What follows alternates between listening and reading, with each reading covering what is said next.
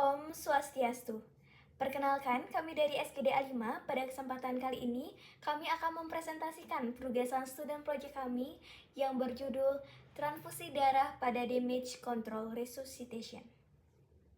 Berikut merupakan anggota dari kelompok SKD A5 yang berjumlah 11 orang. Pada presentasi ini, kami akan membahas 3 poin penting mulai dari bab 1 pendahuluan, dilanjutkan dengan bab 2 pembahasan, dan diakhiri dengan bab 3 penutup dari penugasan student project ini.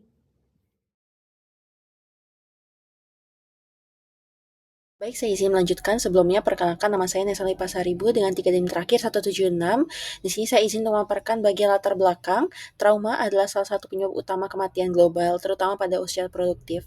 Sekitar 10% kematian dunia disebabkan oleh trauma berat seperti trauma kepala, toraks, dan vaskular, seringkali akibat kecelakaan lalu lintas dan jatuh. Penanganan trauma berat membutuhkan respons yang cepat dan terarah. Salah satu pendekatan yang efektif adalah Damage Control Resuscitation atau DCR yang mencakup kontrol pendarahan, koreksi koagulopati, dan resusitasi cairan terbatas untuk mencegah triad kematian, yaitu koagulopati, hipotermia, dan asidosis. Transfusi darah berperan vital dalam DCR, tidak hanya mengembalikan volume sirkulasi dan hemodinamik, tetapi juga memperbaiki koagulasi. Transfusi rasio seimbang atau PRC, plasma, trombosit, terbukti meningkatkan kelangsungan hidup pada pasien dengan pendarahan masif. Baik, sekian dari saya. Selanjutnya akan dilanjutkan oleh rekan-rekan saya. Terima kasih. Perkenalkan, nama saya Kadari Surya Bawa dengan NIM Hero 37. Di sini saya akan menjelaskan tentang transfusi darah. Jadi transfusi darah ini adalah prosedur medis di mana darah atau komponen darah seperti sel darah merah, trombosit, plasma ataupun kriopresipitat diberikan kepada pasien melalui jalur intravena. Jadi tujuannya itu adalah untuk menggantikan darah yang hilang akibat pendarahan dan juga meningkatkan kapasitas pengangkutan oksigen atau mengatasi kelainan darah tertentu seperti anemia berat, gangguan koagulasi, atau trombositopenia. Mungkin sekian dari saya, terima kasih. Damage Control Resuscitation adalah strategi resusitasi pada pasien trauma berat yang bertujuan mengatasi triad mematikan, hipotermi, asidosis, dan koagulopati melalui resusitasi awal yang terarah dan meminimalkan kerusakan fisiologis. Pendekatan ini mencakup transfusi darah seimbang, kontrol pendarahan awal, serta pembatasan cairan kristaloid, dan biasanya dikombinasikan dengan damage control surgery untuk stabilisasi sebelum tindakan bedah definitif. Sebelumnya perkenalkan, nama saya Muhammad Yanur Irza dengan 3 digit tim 96. Di sini saya akan melanjutkan untuk membahas yakni terkait patofisiologi perdarahan masif dan lethal triad. Yang dimana untuk perdarahan masif ini adalah kondisi klinis yang ditandai dengan kehilangan darah dalam jumlah besar, yakni umumnya melebihi 30-40% dari total volume darah.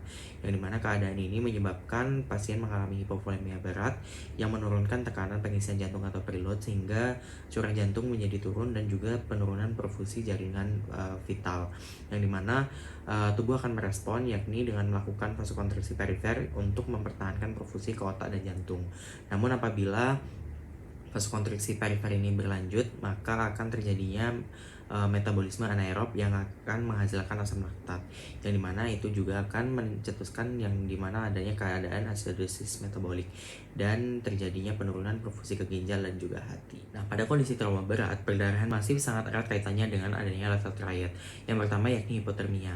Hipotermia yakni adanya kondisi suhu di bawah 35 derajat Celcius yang menyebabkan enzim koagulasi menurun dan memperparah tingkat perdarahan.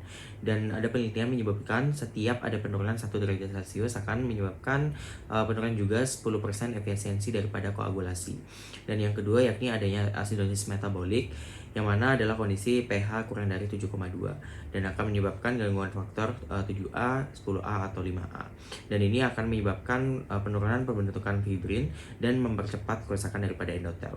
Dan yang ketiga yakni adanya kondisi koagulopati, yang mana yakni menyebabkan aktivasi protein C, fibrinolisis, autoheparin, dan adanya inflamasi dari tubuh. Dan gangguan ini dapat muncul bahkan sebelum cairan diberikan.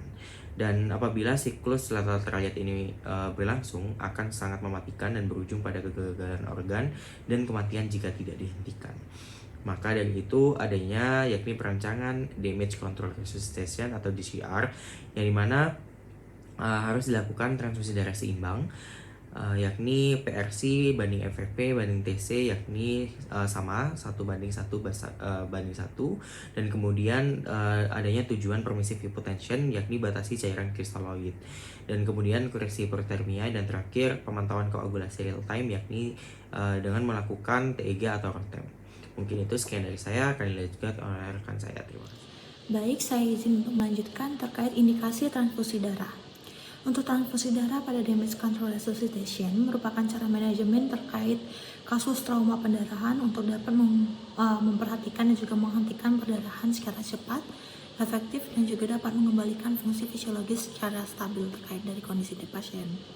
Di mana untuk transfusi darah diperlukan untuk dapat mengatasi terjadinya koagulopati akibat trauma pada pasien dan juga dapat memperbaiki terkait defisiensi faktor pembekuan darah yang berguna untuk menghentikan pendarahan pada kasus trauma. Selain itu, transfusi darah berguna untuk mengganti volume darah yang hilang sehingga dapat mencegah komplikasi shock hipovolemik.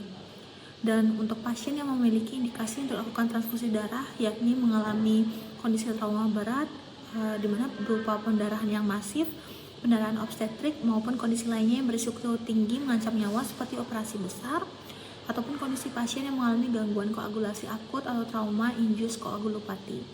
Di mana untuk transfusi darah pada indikasi trauma harus diselaraskan dengan damage control resuscitation yang memprioritaskan terkait strategi bertahap untuk mengembalikan fungsi fisiologis dari kondisi lethal triad. Nah, di mana untuk kondisi pasien yang berindikasi tinggi ini, seperti yang telah saya sampaikan tadi, pada pasien yang memiliki kondisi kehilangan darah dan juga dapat berisiko mengalami shock hemoragik, dapat diberikan transfusi darah. Dan juga untuk pasien yang mengalami pendarahan obstetrik, perlu dilakukan transfusi darah. Oleh karena kondisi ini merujuk pada pasien yang mengalami pendarahan hebat pasca persalinan maupun selama persalinan, sehingga dapat mencegah terjadinya shock. Kemudian juga pada pasien yang mengalami ataupun melakukan tindakan operasi di mana ini memiliki risiko tinggi juga mengalami shock sehingga transfusi darah sangat dibutuhkan. Selain itu juga pasien yang memiliki kondisi kronis dan diperlukan tindakan operasi dapat berdampak pada pembuluh darah besar sehingga berpotensi menyebabkan pendarahan yang signifikan. Dan juga untuk kondisi lainnya yang mengalami transfusi darah yang dapat diberikan transfusi darah adalah risiko gangguan koagulasi akut atau trauma induced koagulopati, di mana kondisi ini merujuk kepada tubuh pasien yang mengalami trauma berat sehingga kehilangan faktor pembekuan darah. Mungkin sekian dari saya, akan dilanjutkan oleh rekan saya. Terima kasih. Sekarang saya akan lanjutkan dalam bagian strategi transfusi darah pada damage control resuscitation. Setelah perkenalkan, saya Dewa Mulia Dewantara Dewanta dengan 3 digit yang terakhir 28. Strategi transfusi darah krusial dalam menangani pasien dengan trauma berat dan perdarahan masif. Hal ini bertujuan untuk menghentikan perdarahan, mempertahankan fungsi organ vital serta mencegah terjadinya triad of death yang terdiri dari hipotermia, asidosis, dan koagulopati. Berikut adalah beberapa strategi. Yang pertama ada balance transfusion.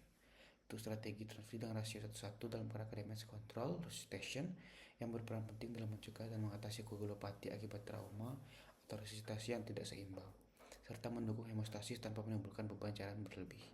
Selanjutnya ada whole blood transfusion. Transfusi darah utuh itu efektif karena mengandung sel darah merah, plasma, dan trombosit dalam satu kantong. Mungkin pasien menerima seluruh komponen fungsional yang dibutuhkan tubuh hanya dalam satu kali pemberian. Selanjutnya ada transfusi dini dan pendekatan hemostatik. Ini pendekatan transfusi empiris yang dilakukan secara proaktif dan berbasis evaluasi klinis menyeluruh. Terbukti efektif dalam menekan kematian dan komplikasi pada pasien dan perdarahan masif, terutama jika diterapkan dalam sistem protokol yang jelas dan teratur. Sekian dari saya, terima kasih. Baik, sebelumnya perkenalkan nama saya Imade Estapel Waikunta dengan 3 digit 499. Saya akan menjelaskan mengenai monitoring transfusi darah pada damage control resuscitation. Jadi monitoring transfusi darah yang efektif dalam DCR atau damage control resuscitation sangat penting untuk menjaga hemostasis, mencegah komplikasi, dan memastikan keberhasilan resusitasi. Studi terbaru menunjukkan bahwa real-time transfusion monitoring menggunakan alat bantu digital seperti Blood Navigator terbukti meningkatkan kepatuhan terhadap praktik transfusi ideal. Teknologi ini membantu memantau rasio kumpulan darah dan deteksi kebutuhan intervensi tambahan secara cepat. Lalu selain teknologi digital, penilaian klinis awal menggunakan parameter seperti shock index, assessment of blood consumption atau ABC score, serta coagulation panel juga penting untuk memperkirakan kebutuhan transfusi dini. Studi dari IS juga merekomendasikan pemantauan penggunaan whole blood dalam situasi tertentu mengingat efisiensi dan kemudahan logistiknya. Lalu parameter koagulopati dan kadar ion kalsium perlu dipantau ketat karena hipokalsemia akibat transfusi cepat dapat memperburuk prognosis.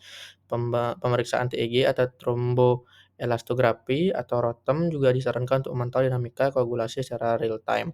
Dengan demikian, monitoring transfusi darah dalam DCR bukan hanya mencakup jumlah dan jenis produk darah yang diberikan, tetapi juga evaluasi klinis dan laboratorium secara dinamis agar resusitasi tetap dalam kendali dan komplikasi dapat diminimalkan. Sekian dari saya, terima kasih.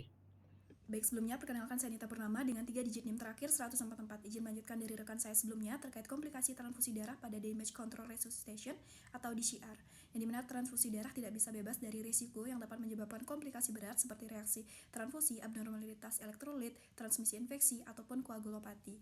Nah, dalam konteks DCR, transfusi masif dapat menimbulkan berbagai komplikasi. Yang pertama dari komplikasi respiratori.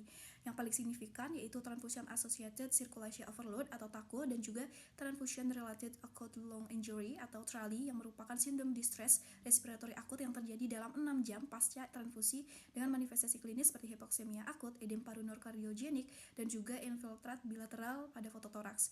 Nah, sementara TACO itu merupakan suatu kondisi kelebihan volume sirkulasi akibat transfusi berlebihan yang dengan manifestasi klinis seperti sesak napas, kadar oksigen darahnya rendah atau hipoksemia, pembekakan kaki, dan juga darahnya tinggi, hipertensi, ataupun takikardi. Dari yang kedua, itu komplikasi hematologi, yaitu ada dilusional koagulopati yang merupakan masalah utama dalam komplikasi dari DCR yang terjadi karena pemberian cairan kristaloid ataupun koloid dalam volume yang besar yang menyebabkan dilusi faktor pembekuan dan trombosit endogen dan penurunan faktor koagulasi seperti faktor 5 dan juga faktor 8 dengan manifestasi klinis seperti pendarahan tidak terkontrol, menyeluruh, dan tidak terlokalisir. Kemudian ada oozing atau darah yang merembes dan epitaksis hematuria dan peningkatan PT ataupun APT. Mungkin sekian dari saya lanjutkan ke rekan saya. Terima kasih. Baik, terima kasih atas kesempatannya. Sebelumnya perkenalkan saya Nima Dewa Pendeka Janani dengan 3 chip terakhir pasal 50. Di sini izin menjelaskan mengenai prognosis dan juga outcome dari transfusi darah dalam Damage Control Resuscitation atau DCR. DCR merupakan pendekatan yang penting dalam menangani trauma dengan pendarahan hebat. Tujuannya bukan hanya menggantikan volume darah yang hilang, tapi juga memperbaiki gangguan pembekuan yang menyertai. Salah satu kunci keberhasilan adalah penggunaan produk darah dengan rasio seimbang, yaitu sekitar 1:1:1 antara PRBC, plasma, dan juga trombosit. Penelitian menunjukkan bahwa rasio ini secara signifikan meningkatkan peluang hidup baik dalam 24 jam pertama maupun hingga 30 hari setelah trauma. Selain jumlah, kecepatan dan komposisi transfusi juga sangat menentukan hasil akhir dari pasien. Selanjutnya, penerapan protokol secara real time, terutama dengan bantuan teknologi pemantauan, terbukti mampu menjaga konsistensi rasio transfusi yang optimal. Hal ini sangat berpengaruh terhadap percepatan tercapainya hemostasis dan menurunkan resiko komplikasi akibat koagulopati. Selain itu, rasio transfusi yang tinggi antara plasma maupun trombosit terhadap PRBC juga terbukti menurunkan angka kematian pada pasien trauma berat. Dengan kata lain, pendekatan transfusi yang cepat, tepat, dan juga terintegrasi menjadi komponen penting dalam memperbaiki prognosis klinis pasien. Baik, sekian presentasi dari saya. Selanjutnya saya kembalikan kepada teman saya. Terima kasih. Baik, saya Alia Eka Gwina dengan 3 digit NIM terakhir 216. Pada saat ini akan melanjutkan pada bagian kesimpulan. Transfusi darah bertujuan mengganti volume darah yang hilang dan juga memulihkan fungsi hemostasis. DCR terfokus pada penghentian cepat pendarahan, pemeliharaan perfusi organ vital, dan pemutusan siklus lethal triad, yaitu hipotermia, asidosis, dan koagulopati yang secara sinergis meningkatkan risiko kematian. Strategi utama DCR meliputi transfusi komponen darah berimbang, penggunaan transfusi darah utuh pada situasi tertentu, transfusi dini, dan pendekatan hemostatik proaktif, termasuk penggunaan konsentrat faktor koagulasi. Monitoring transfusi secara real time, baik melalui penilaian klinis maupun teknologi digital, menjadi kunci keberhasilan resusitasi dan pencegahan komplikasi. Penerapan protokol transfusi yang tepat bisa memperbaiki outcome klinis pasien trauma, meningkatkan kelangsungan hidup dalam 24 jam pertama, dan mengurangi risiko komplikasi jangka panjang. Dengan demikian, transfusi darah dalam kerangka DCR memainkan peran vital sebagai intervensi yang menyelamatkan nyawa, asalkan dilakukan secara cepat, terkoordinasi, dan berbasis prinsip transfusi modern yang berimbang. Mungkin sekian dari saya, terima kasih. Baik, untuk selanjutnya saran yang dimana diperlukan upaya peningkatan pemahaman dan keterampilan tenaga medis terhadap prinsip dan protokol transfusi darah dalam DCR, khususnya di fasilitas pelayanan kesehatan primer dan rujukan. Implementasi teknologi pemantauan transfusi secara real time seperti TEG atau ROTEM. Sebaiknya diperluas guna mendukung pengambilan keputusan yang lebih akurat dan cepat. Terima kasih. Baik, sekianlah presentasi penugasan student project kami. Kami tutup dengan Parama Santi, Om Santi Santi Santi Om. Terima kasih.